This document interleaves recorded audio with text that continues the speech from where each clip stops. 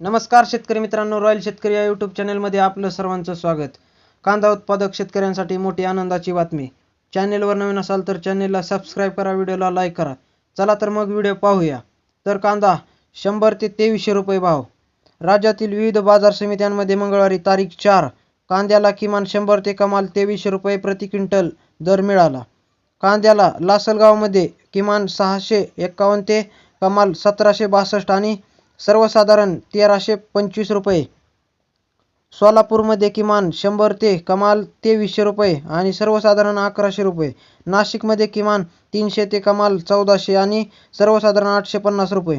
पुण्यामध्ये किमान 500 ते कमाल 1700 तर सर्वसाधारण 1100 रुपये. नागपूरमध्ये किमान 1000 ते कमाल 1600 रुपये, सर्वसाधारण 1450 रुपये. छत्रपती संभाजीनगर किमान 150 ते कमाल 1300 रुपये आणि सर्वसाधारण 725 रुपये प्रति क्विंटल दर मिळाला. कांदा खरेदीची रक्कम थेट शेतकऱ्यांच्या खात्यावर जमा. अखेर ग्राहक व्यवहार विभागाला जाग, सणासुदीत दिलासा.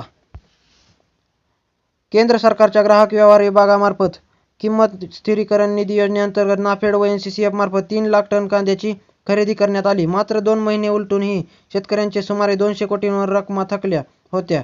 सणासुदीला शेतकऱ्यांची आर्थिक कोंडी झाली होती. शेतकऱ्यांनी संताप व्यक्त केल्यानंतर अखेर केंद्र सरकारच्या ग्राहक व्यवहार विभागाला जाग आली असून कांदा खरेदीचे पैसे थेट खात्यावर वर्ग होण्यास सुरुवात झाली आहे. ग्राहक व्यवहार विभागाने नोडल एजन्सी प्रत्येक 1.5 लाख टन कांदा खरेदीचे उद्दिष्ट दिले होते. खरेदीवेळी 72 तासांत पैसे दिले जाईल असे सांगण्यात आले. मात्र 2 महिने उलटूनही पैसे मिळत नसल्याने शेतकरी आता खरेदीदारांकडे चकरा मारत होते.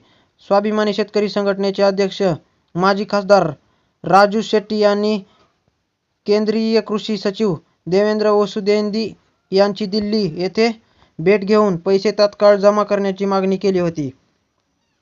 तर नुकत्याच कांदा खरेदीदारांच्या शिष्टमंडळाने केंद्रीय मंत्री नितीन गडकरी, केंद्रीय ग्राहक व्यवहार व सार्वजनिक वितरण मंत्री प्रल्हाद जोशी यांच्या केंद्रीय सचिव निधी खरे, नाफेड व NCCF यांच्या व्यवस्थापकीय संचालनाकडे गाऱ्हाणे मांडले होते. साठ्यातील तूट असल्याने 25% देयके प्रलंबित. स्थानिक पातळीवर शेतकऱ्यांनी सरकारी संस्था व शेतकरी उत्पादक कंपन्यांना कांदा दिला होता. मात्र पैसे मिळत नसल्याने अनेक शेतकऱ्यांनी खरेदीदारांचे उंबरठे झिजवले तर काही ठिकाणी वादाचे प्रसंग समोर आले. काही ठिकाणी शेतकरी खरेदीदारांचे संबंध बिघडण्याची देखील स्थिती होती. खरेदी प्रक्रियेतील